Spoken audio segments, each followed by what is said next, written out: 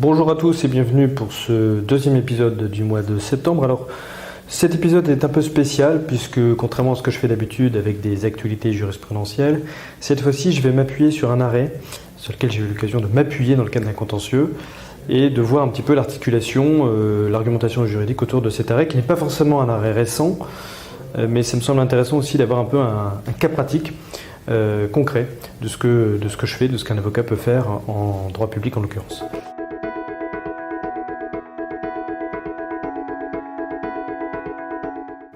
Alors aujourd'hui, l'arrêt porte sur les titres de recettes. Comme vous le savez, les personnes publiques ne peuvent pas saisir directement le juge lorsqu'elles ont le pouvoir de prendre elles-mêmes la décision d'émettre un titre exécutoire. C'est ce qu'on appelle le privilège du préalable. C'est l'arrêt du Conseil d'État de 1913, de mémoire, préfet de l'Eure, qui pose cette règle à laquelle on peut déroger en matière contractuelle.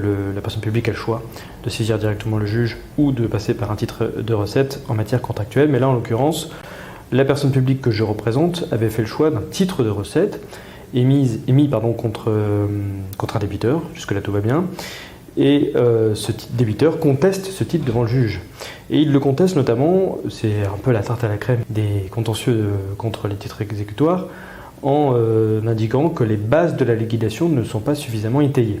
Les bases de la liquidation, c'est le fait d'expliquer, d'exprimer d'où vient la créance, pour que le débiteur finalement sache de quoi il en retourne. Et la question, c'est le degré d'explication qui est exigé de la personne publique.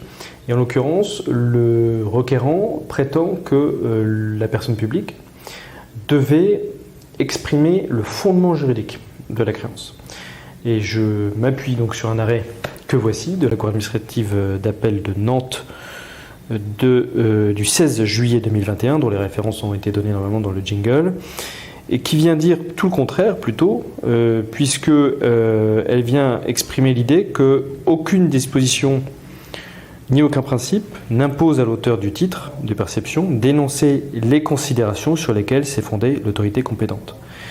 Et plus loin, il explique, l'arrêt, que ne saurait davantage utilement se prévaloir le requérant de ce que les titres querellés ne comportent qu'un détail de calcul de la redevance sans pour autant justifier des fondements du dit calcul. Il ne faut donc pas confondre le fondement juridique, qui peut être un fondement contractuel, responsabilité pour faute, responsabilité contractuelle, garantie décennale, il y a plein de responsabilités possibles, et les bases de la liquidation qui, encore une fois, doivent simplement permettre au débiteur de comprendre ce qu'on lui demande.